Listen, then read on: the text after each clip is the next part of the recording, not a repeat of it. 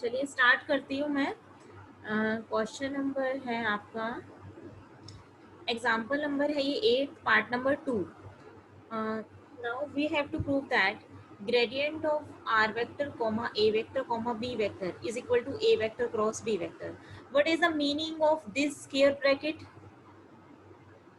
in which three vectors are there, r vector, a vector and b vector? What is the meaning of these square brackets? Do you know?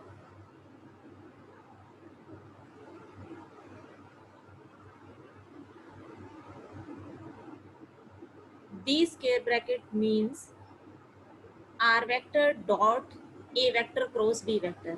+1 में बेटा आपने किया हुआ है, अगर ए vector B vector और C vector आपको square bracket में गिवन है तो वो किसके इक्वल होता है? वो वेक्टर ट्रिपल प्रोडक्ट के इक्वल होता है। ए वेक्टर डॉट बी क्रॉस सी के, ए डॉट बी क्रॉस सी के इक्वल होता है वो। That means you have gradient of r vector, a vector, b vector is equal to gradient of r vector dot a vector cross b vector. Is it clear to all? Yes, ma'am. Yes, ma'am. ये जो square bracket है इसको जब आप evaluate करोगे, this square bracket means you have to calculate gradient of R vector dot A vector cross B vector and compare it with part number 1 with above example, with above part. If we compare it, then in the place of a vector we have a vector cross b vector. Yes, ma'am. So according to part 1, what is the value of this? This is equal to a vector cross b vector, because in part 1 we have gradient of r vector dot a vector is equal to a vector. So here gradient of r vector dot a cross b vector is equal to a cross b vector. Is it clear?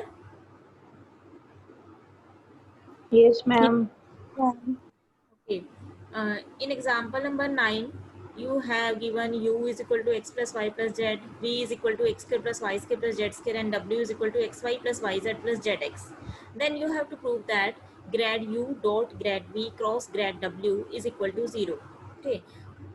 So firstly we will calculate these three: gradient u, gradient v and gradient w. So what is the value of gradient u? Gradient u means I curl u by curl x plus j curl u by curl y plus k curl u by curl z. ठीक है. So putting the value of u, what is the value of u? x plus y plus z. तो इन्होंने u को बेटा एक ही बार लिख दिया, या फिर आप ये सेकंड लाइन देख लीजिए, I curl u by curl x plus j curl u by curl y plus k curl u by curl z, and putting the value of u x plus y plus z. What is the value of curl by curl x of x plus y plus z? It is 1. Next, curl by curl y of x plus y plus z, 1. And it, so gradient of u is equal to I plus j plus k. Is it clear to all? Yes, ma'am. Similarly, you have to calculate gradient of v, which is equal to 2xi plus 2yj plus 2zk, and gradient of w is equal to this. ठीक है. Now you have to calculate gradient u dot gradient v cross grad w. Means you have to calculate square bracket grad u comma grad v comma grad w. Is it clear? Yes, ma'am. और बेटा इसका एक short form होती है, अगर आपको a dot B cross सी निकालना हो, आपने आई थिंक +1 में पढ़ा भी हुआ है, तो आप उनके कोफिशिएंट्स लिख लेते हो डिटर्मिनेंट फॉर्म में. ठीक है. What is the coefficient of gradient of u? Gradient of u की वैल्यू आपके पास आई जे के आई थी, आई प्लस जे प्लस के आई थी, तो कोफिशिएंट क्या हुए? 1 1 1. ग्रेडियंट ऑफ v की वैल्यू आपके पास ये है 2xi plus 2yj plus 2z के, तो कोफिशिएंट्स क्या हुए? 2x 2y and 2z. Similarly coefficient of grade w, y plus z, z plus x. Now solve this determinant and you have the answer. Clear है सभी को?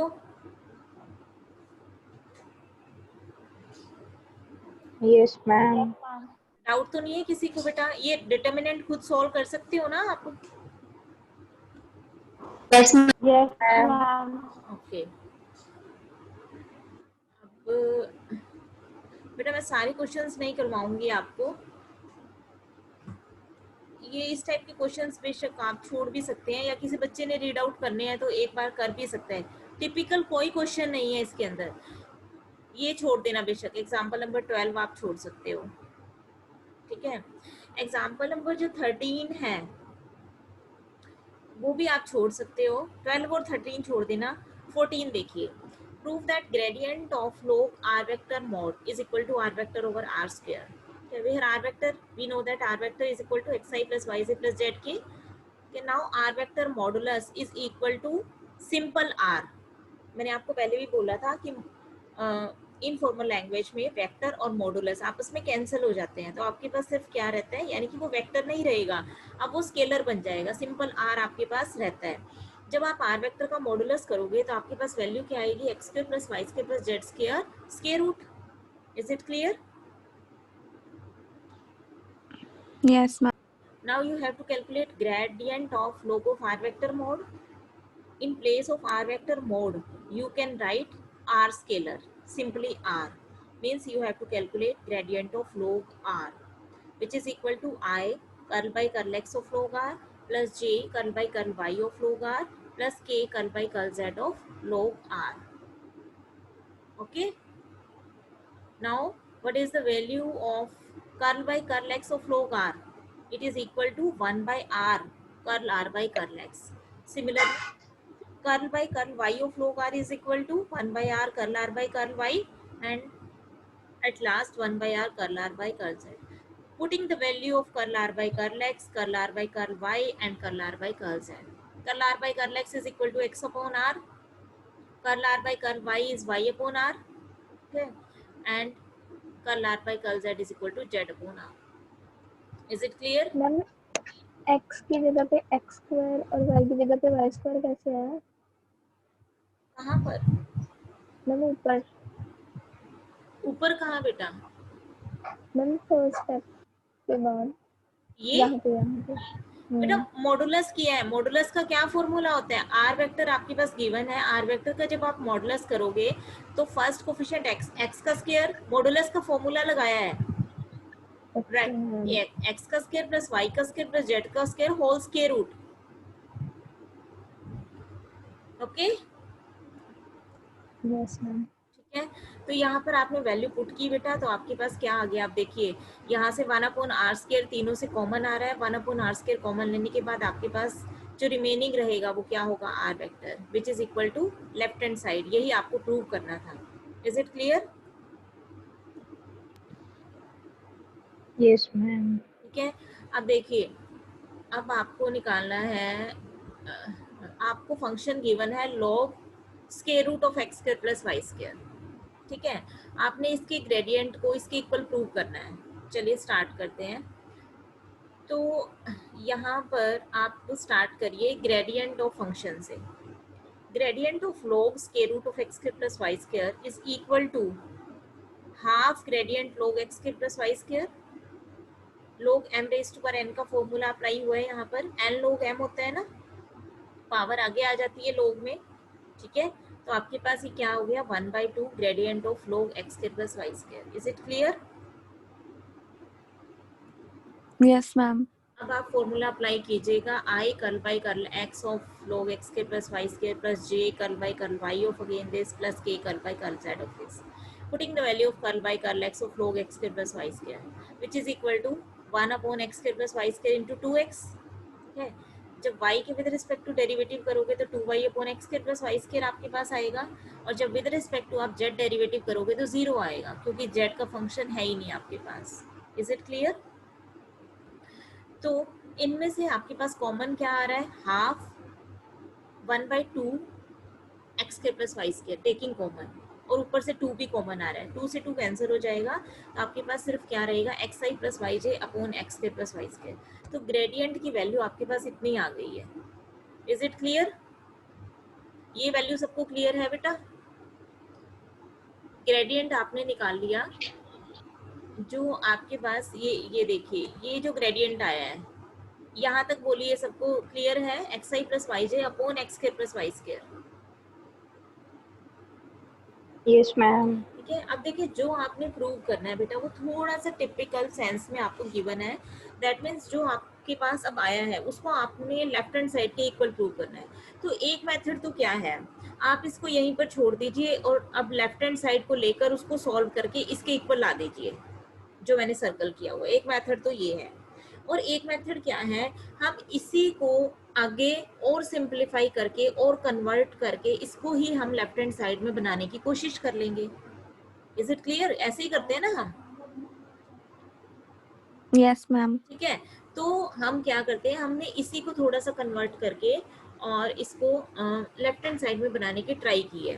तो denominator में जो आपके पास x square plus Y square है वो आपके पास क्या है, मॉडुलस की वैल्यू है ना आर वेक्टर के। आर वेक्टर के मॉडुलस का स्क्वायर है ना वो आपके पास। Yes ma'am. ठीक है, तो आर वेक्टर के मीन्स मेरा मतलब क्या है, डेनोमिनेटर में x square plus Y square की जगह मैं ये भी लिख सकती हूँ ना, r vector dot r vector x i plus y j dot x i plus y j. Is it clear?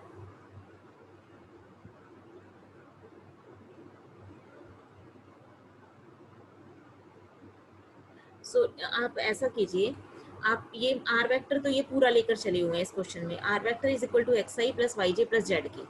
इस क्वेश्चन में आर वेक्टर आपके पास x i plus y j plus z k है। ठीक है, तो इसलिए मैं ये नहीं बोलूंगी कि आर वेक्टर कम, r vector dot r vector लिखा है। डेनोमिनेटर में एक्स के प्लस वाई स्केयर को हम ये लिख सकते हैं x i plus y j dot product x i plus y j. Is it clear to all?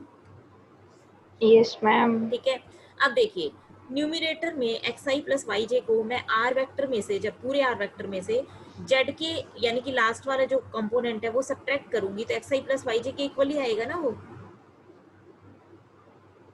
Yes ma'am. ठीक है, क्योंकि आर वेक्टर की वैल्यू क्या है आपके पास, x i plus y j plus z k है। ठीक है, तो मैंने माइनस जेड के कर दिया, जेड के से जेड के कैंसिल हो गया तो आपके पास x i plus y J he remaining रहेगा।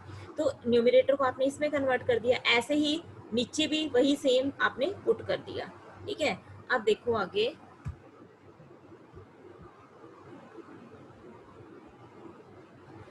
अब देखिए यहाँ से ये स्टेप थोड़ा सा टिपिकल है बेटा। यहाँ पर इन्होंने z, z is equal to k vector का डॉट प्रोडक्ट, जब आप आर वेक्टर के साथ करोगे तो वैल्यू जेड आएगी। जब आप के वेक्टर का डॉट प्रोडक्ट आर वेक्टर के साथ करोगे तो के वेक्टर का कोफिशिएंट है जो यानी कि जेड, वैल्यू जेड के इक्वल आएगी।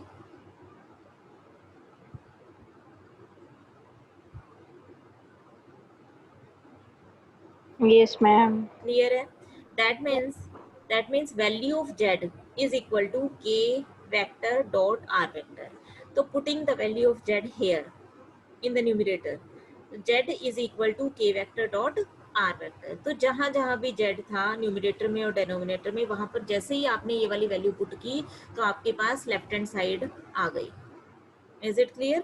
तो दो स्टेप आपको मेनली ध्यान रखने हैं। यहाँ तक आपका क्वेश्चन बिल्कुल सिंपल है बेटा, ये जो ग्रेडियंट आपने निकाला है बस फिर आपको डेनोमिनेटर में यहाँ पर ये एक्स आई प्लस वाई जे में कन्वर्ट करना है, उसके बाद आपने इसको आर वेक्टर में से सब्ट्रैक्ट करके ये पुट करना है और उसके बाद इस जेड की वैल्यू आपको ये वाली पुट करनी है। ये दो तीन स्टेप यहाँ पर थोड़ा माइंड में रखने वाले हैं, आपका ये LHS आ जाएगी।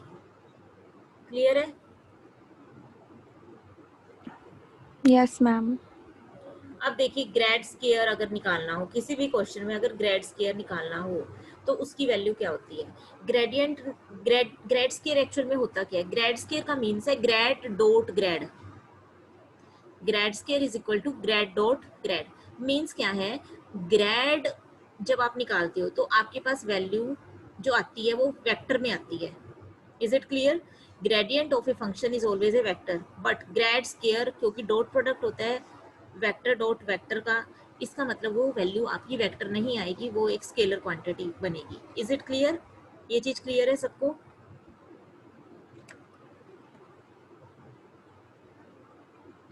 बोलिए, ये समझ यस में? मैम। ठीक है, ग्रेडियंट की वैल्यू हमेशा वेक्टर होगी बट ग्रेड स्केयर क्योंकि डॉट प्रोडक्ट होता है, जब आप दो वेक्टर्स का डॉट प्रोडक्ट करते हो तो आपके पास वेक्टर नहीं आता, आपके पास स्केलर आता है। ओके, तो ग्रेड स्केयर की वैल्यू स्केलर आएगी। और देखिए ग्रेड डॉट ग्रेड करके देखो तो आपको अपने आप फॉर्मूला भी पता चल जाएगा। ग्रेड की वैल्यू क्या होती है? ग्रेड एक ऑपरेटर है। ग्रेडियंट की वैल्यू होती है i curl by curl x plus j curl by curl y plus k curl by curl z. ठीक है, जब इसका डॉट प्रोडक्ट आप इसी के साथ करोगे तो क्या आएगी value? Curl square by curl x square plus curl square by curl y square plus curl square by curl z square. तो देखिए grad square five is equal to curl square five by curl x square plus curl square five by curl z y square plus curl square five by curl z square. Is it clear? Formula clear हुआ सभी को?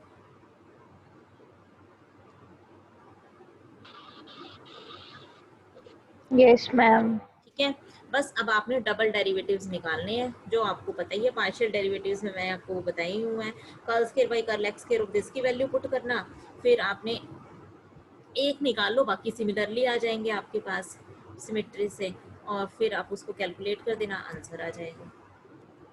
तो grade square अगर निकालना हो तो आपने formula लगाना है, कर्ल ग्रेड स्केयर एफ निकालना है तो फॉर्मूला क्या लगाओगे? Curl square f by curl x square, उसमें आई जे के नहीं आएंगे साथ में, ये चीज़ ध्यान रखनी है, plus curl square five by curl square f by curl y square plus curl square f by curl z square. ये ग्रेड स्केयर का फॉर्मूला है। क्लियर है यस मैम। बेटा? ये 17th क्वेश्चन है, ये मैं आपको बोर्ड पे समझा दूंगी क्योंकि ये ऐसे वर्बली समझ आने वाला नहीं है। ठीक है, बाकी क्वेश्चन आपके ऐसे ही हैं, सिंपल सिंपल जो मैंने आपको बताए हैं। अच्छा ये देखिए, find a unit vector normal to the surface this at the point this. Unit vector जो नॉर्मल टू द सरफेस होता है वो ग्रेड ही होता है। ये एक थ्योरम है आपके चैप्टर के स्टार्टिंग में कि ग्रेडियंट क्या होता है। ग्रेडियंट आपका vector normal to the surface होता है, यानी कि सरफेस के ऊपर जो नॉर्मल वेक्टर होता है वो आपका ग्रेडियंट होता है। तो अब इन्होंने unit vector normal to the surface पूछा हुआ है, दैट मीन्स आप क्या निकालोगे? उस सरफेस का पहले ग्रेडियंट निकाल दोगे। ठीक है, जो ग्रेडियंट आएगा उसको इस पॉइंट पे निकाल दोगे, 1 1 1 पे, और फिर उसके कोरस्पॉन्डिंग आपने क्या निकाल देना है? यूनिट वेक्टर निकाल देना है आपने।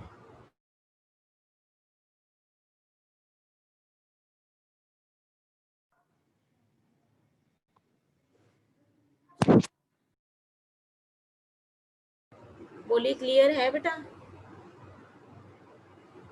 Yes ma'am. ठीक है, तो अगर भी किसी भी क्वेश्चन में unit vector normal to the, अगर यूनिट ना वर्ड होता तब आपका क्वेश्चन यहीं पे खत्म हो जाना था, आई माइनस थ्री जे माइनस के पर। क्योंकि अब यूनिट वेक्टर निकालना है तो इस वेक्टर के कॉरस्पॉन्डिंग आपको यूनिट वेक्टर भी निकालना पड़ेगा, यानी कि वेक्टर अपॉन वेक्टर का मॉडुलस, ये फॉर्मूला भी लगाना पड़ेगा। ठीक है, सेकेंड पार्ट भी यही है, find the normal to the surface at the point. इसके अंदर यूनिट वेक्टर नहीं पूछा हुआ, अकेला नॉर्मल पूछा हुआ है। तो देखो, अकेला नॉर्मल पूछा हुआ है तो आपका वो लास्ट स्टेप नहीं होगा इस क्वेश्चन में, यूनिट वेक्टर वाला फॉर्मूला नहीं लगेगा। ये आगे 20th एग्जाम्पल आपके तीनों पार्ट सेम है। Unit normal to the surface निकालना है, यानी कि पहले आप इसका ग्रेड एफ निकालोगे, फिर ग्रेड एफ की वैल्यू इस पॉइंट पे निकालोगे, जो वेक्टर आएगा उसको उसी के मॉडुलस से डिवाइड कर दोगे तो आपके पास यूनिट वेक्टर आ जाएगा। Is it clear? Yes ma'am. ठीक है, अब देखो ये फाइंड द, ये मैंने क्वेश्चन आपको करवा दिए हैं कि डायरेक्शनल डेरिवेटिव निकालना है आपको एफ का, और इस वेक्टर की डायरेक्शन में निकालना है, इस पॉइंट पर निकालना है। ये क्वेश्चन हमारे स्टार्टिंग में हो चुके हैं बेटा। ठीक है, तो ये सारे क्वेश्चन वही हैं, directional derivative in the direction of A vector eight the point.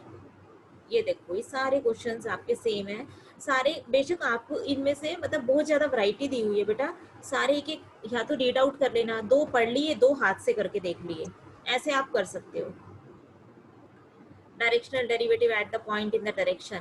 आगे देखिए ये भी अपना पार्ट हो चुका है। In what directional will be directional derivative be maximum and what is the magnitude? किस डायरेक्शन में मैक्सिमम होता है?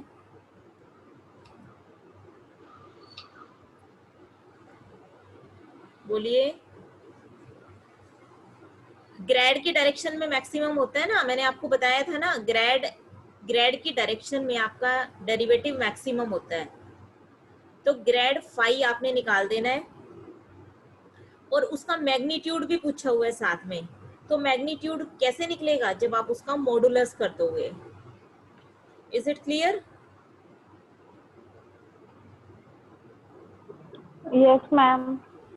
ठीक है, ये मैक्सिमम, मिनिमम और ऑर्थोगोनल, ये तीन चीजें मैंने आपसे डिस्कस की थी। ये आगे फिर वही सेम क्वेश्चंस हैं इन the direction at the point. ठीक है, तो ये ग्रेडियंट के अब मैं ज़्यादा क्वेश्चन आपको नहीं करवाऊंगी, अब काफ़ी टाइम मैंने डिवोट कर दिया। अब ये देखिए, find the values of the constants a b c so that the directional derivative of five at this point has a maximum magnitude 64 in the direction parallel to z axis। इस question को ध्यान से देखना बेटा। आपको phi given है, आपने grade phi निकाल दिया। ठीक है, ग्रेड फाई निकाल दिया इस पॉइंट पर 1 2 और -1 पॉइंट पर। इसकी वैल्यू आपके पास ये आ गई 4a + 3c × i + 4a - bj + 2b - 2ck। अब स्टेटमेंट दोबारा से पढ़ो। इन्होंने क्या कहा है, हमें तीनों कॉन्स्टेंट्स फाइंड आउट करने हैं। कौन कौन से? ए बी और सी। कंडीशंस हमें क्या गिवन है कि जो डायरेक्शनल डेरिवेटिव है फाई का इस पॉइंट पर, उसका वो मैक्सिमम है। किसकी डायरेक्शन में मैक्सिमम है? Parallel to z axis. और उसका मैग्नीट्यूड आपको कितना गिवन है? 64 गिवन है। स्टेटमेंट समझ आ रही है? स्टेटमेंट में आपको कुछ कंडीशंस दी हुई हैं, उन कंडीशंस का यूज करके आपको कॉन्स्टेंट्स ए बी और सी फाइंड आउट करने हैं। ठीक है, तो आपने क्या किया, पहले ग्रेड फाइव निकाल लिया। ग्रेड फाइव की वैल्यू इस पॉइंट पर निकाल ली, आपके पास ये आ गया ग्रेड फाइव। अब कंडीशंस का यूज करके हम इक्वेशंस बनाते हैं और ए बी सी की वैल्यू निकालते हैं। देखिए, we know that directional derivative is maximum along the normal to the surface means grad five. ये चीज हमें पता है कि डायरेक्शनल डेरिवेटिव जो होता है वो किस वेक्टर की डायरेक्शन में मैक्सिमम होता है? ग्रेड फाइव की डायरेक्शन में। और ग्रेड फाइव को हम नॉर्मल टू द सरफेस भी बोलते हैं। ग्रेड फाइव का दूसरा नाम क्या है? It is normal to the surface. यानी कि जो डायरेक्शनल डेरिवेटिव है वो मैक्सिमम होता है along the normal to the surface means along grad five at this point. और हमें किसकी डायरेक्शन में मैक्सिमम गिवन है क्वेश्चन में? Parallel to z axis. Is it clear? Yes, ma'am. ठीक है, जेड एक्सिस के पैरेलल मींस क्या हुआ?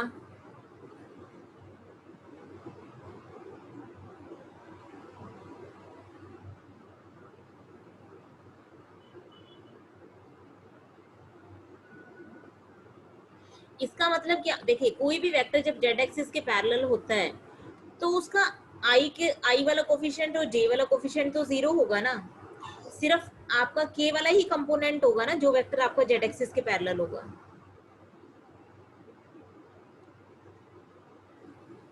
Yes, ma'am. ये आई कैप क्या होता है? आई कैप आपका यूनिट वेक्टर होता है एक्स एक्सिस के कोरस्पॉन्डिंग। जे कैप किसके कोरस्पॉन्डिंग? वाई के।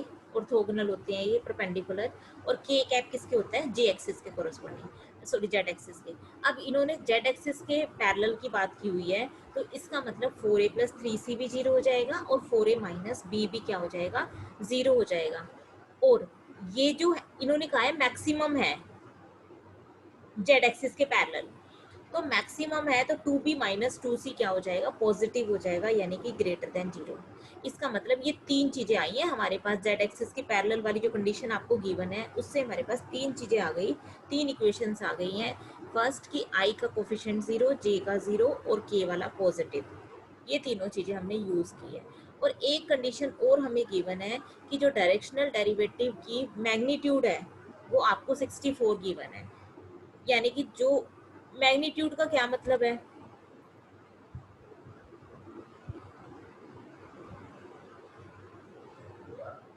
ये देखिए, मैक्सिमम मैग्नीट्यूड 64 है in the direction parallel to z axis. Maximum magnitude is 64 in the direction parallel to z axis. तो अगर आप direction parallel to z axis लेते हो तो ये ग्रेड फाइव की वैल्यू सिर्फ इतनी रहेगी ना आपके पास। आई और जे के कोफिशिएंट तो हमने जीरो कर दिए, वैल्यू कितनी रहेगी आपके पास? 2b - 2ck। तो मैग्नीट्यूड आपके पास कितना निकलेगा? 2b - 2c निकलेगा। तो 2b - 2c की वैल्यू आपको कितनी गिवन है? 64 गिवन है। एक इक्वेशन आपके पास यहाँ से, चौथी इक्वेशन यहाँ से आ गई। अब ये आपके पास मेनली चार इक्वेशन आपको दिखाई दे रही हैं, इनमें से तीन ही मेन है। चौथी ये जो थर्ड वाली है वो तो आपको सिर्फ माइंड में रखनी है कि b should be greater than c। तो इन तीन इक्वेशन को सॉल्व करके आपके पास तीनों कॉन्स्टेंट्स a b और c आ जाएंगे। Is it clear? Yes, ma'am. Ma'am अब देखिए ये भी, इसमें बस थोड़ा सा चेंज कर दिया। इसमें जो आपको वेक्टर दिया होता है, वेक्टर निकालना है आप खुद। लाइन दी हुई है P Q, P Q line दी हुई है, पी के कोऑर्डिनेट है आपके पास, क्यू के कोऑर्डिनेट है, तो आप वेक्टर इजीली निकाल सकते हो। कैसे निकालते हो? वेक्टर्स निकालना हो तो क्या करोगे? 5 माइनस 1 इंटू आई प्लस 0 माइनस 2 इंटू जे प्लस 4 माइनस 3 इंटू के, ये आपके पास वेक्टर आ जाएगा। क्लियर है? बाकी सारा क्वेश्चन सेम है, बस बाकी सब में वेक्टर आपको गिवन होता था, यहाँ पर वेक्टर गिवन नहीं है, 2 पॉइंट्स आपको गिवन है, आपने उससे वेक्टर्स निकाल लेना है। ठीक है, ये फिर यहाँ पर भी वही है सेम, लाइन पी क्यू आपको गिवन है, वेक्टर आपने खुद निकाल लेना है। ओके, यहाँ पर क्या किया इन्होंने, वैल्यू ऑफ डायरेक्शनल डेरिवेटिव निकालनी है। अब इन्होंने एंगल दे दिया 30 डिग्री का। देखिए थोड़ा थोड़ा चेंजेस किया हुआ है, बाकी सारे क्वेश्चन सेम है आपका। इन्होंने बोला इस फंक्शन के लिए डायरेक्शनल डेरिवेटिव की वैल्यू निकाल लो, making an angle 30 degree with the positive direction of x axis at the point 0,1। तो आपने पहले ग्रेडियंट निकाल लिया इस फंक्शन का, ग्रेडियंट ये है, ग्रेडियंट आपके पास इतना आ गया। ठीक है, इस पॉइंट के ऊपर ग्रेडियंट निकालते हो, पॉइंट पुट कर दिया। दूसरा स्टेप यही होता है आपका कि पॉइंट पुट करना है। पॉइंट पुट करके आपके पास वैल्यू कितनी आ गई ग्रेडियंट की, माइनस जे, सिर्फ ये वैल्यू रहेगी। अब आपने वो वेक्टर निकालना है जो 30 डिग्री का एंगल बना रहा है with the positive direction of x axis. तो वेक्टर की वैल्यू क्या होगी ये बताओ मुझे। अगर कोई वेक्टर 30 डिग्री का एंगल बना रहा है positive direction of x axis में, तो वेक्टर की वैल्यू क्या होगी? ये क्लियर नहीं आया? वेक्टर की वैल्यू होगी cos 30 i plus cos 30 j ना, आई थिंक। नहीं नहीं नहीं, एक्स एक्सिस की डायरेक्शन में 30 डिग्री है ना, तो उसमें cos 30 होगा और y की डायरेक्शन में sin 30 हो जाएगा। मेरे ख्याल से ऐसे ही होना है ना, ऐसे ही मैम जो फंक्शन मैम जो गिवन है उसी के हम निकाल रहे हैं बेटा देखो मेरी एंगल। मेरी बात सुनो। आपके आपके पास गिवन फंक्शन का एंगल नहीं निकाल रहे, आपके पास क्वेश्चंस में क्या दिया होता है, एक फंक्शन दिया होता है, आपको उसका ग्रेडियंट निकालना होता है, एक वेक्टर दिया होता है जिसकी डायरेक्शन में आपको ग्रेडियंट निकालना होता है, और एक पॉइंट दिया होता है। जितने भी क्वेश्चंस आप कर रहे हो सब में आपके पास एक फंक्शन है जिस फंक्शन का आपको ग्रेडियंट निकालना है, और जिस वेक्टर की डायरेक्शन में निकालना है वो वेक्टर गिवन होता है, और एक पॉइंट गिवन होता है। ये तीन चीजें आपको गिवन होती है। यहाँ पर आपको पॉइंट भी गिवन है, फंक्शन भी गिवन है, लेकिन वेक्टर गिवन नहीं है। उसके लिए, उस वेक्टर के लिए आपको कंडीशन गिवन है। वो कंडीशन क्या है कि जो वेक्टर है जिसकी डायरेक्शन में आपको डायरेक्शनल डेरिवेटिव निकालना है, वो वेक्टर 30 डिग्री का एंगल बना रहा है with a positive x axis. आपको ये कंडीशन गिवन है, तो इस कंडीशन को लेके आपने वेक्टर खुद बनाना है। जैसे ऊपर वाले क्वेश्चंस में भी वेक्टर गिवन नहीं था, आपको 2 पॉइंट गिवन थे, तो उन पॉइंटों से आपने वेक्टर निकाल लिया। ऐसे ही अब इस क्वेश्चन में आपको एंगल गिवन है और आपने वेक्टर खुद निकालना है। तो वो वेक्टर जो हमने निकालना है वो हमने ए वेक्टर मान लिया, उसका नाम ए दे दिया। तो क्योंकि वो 30 डिग्री का एंगल बना रहा है positive direction of x axis में, तो cos 30 i और उसके साथ कौन सा एंगल बनाएगा वो, y की डायरेक्शन में। अगर आपके फॉर्मूला नहीं होता है l i plus m j plus n k, आपको पता नहीं है ये वाले फॉर्मूले, cos alpha cos beta cos gamma आप लेके चलते हो। एल एम एन क्या होता है, डायरेक्शन कोसाइंस नहीं होते हैं, along x axis, along y axis और अलोंग जेड एक्सिस। ये सब बेटा आपने पढ़ा हुआ है +1 में। Yes ma'am. ठीक है, तो यहाँ पर भी मैं एक बार ना बुक में से और कंफर्म करती हूँ, एक सेकेंड वेट करो। हनी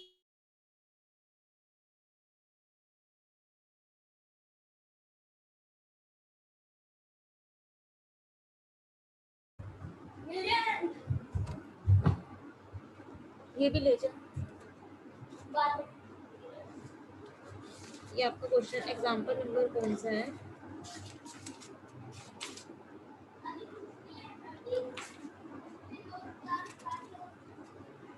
एग्जांपल नंबर बेटा कौन सा है ये वाला आपका?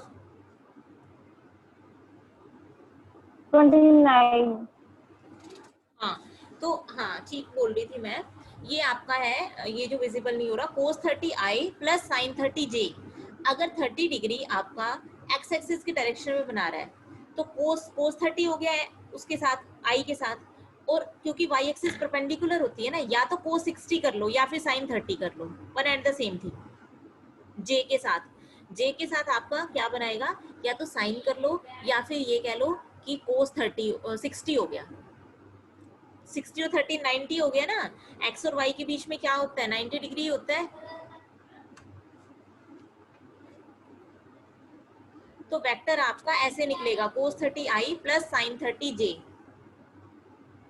तो वेक्टर आने के बाद तो आपने वही काम करना है, इस ये जो वेक्टर आया है उसका डॉट प्रोडक्ट ग्रेडियंट के साथ कर दोगे तो आपके पास directional derivative in the direction of this vector आ जाएगा। Is it clear? ये पेज ही क्लियर यस नहीं, मैम। ये पेज क्लियर नहीं है।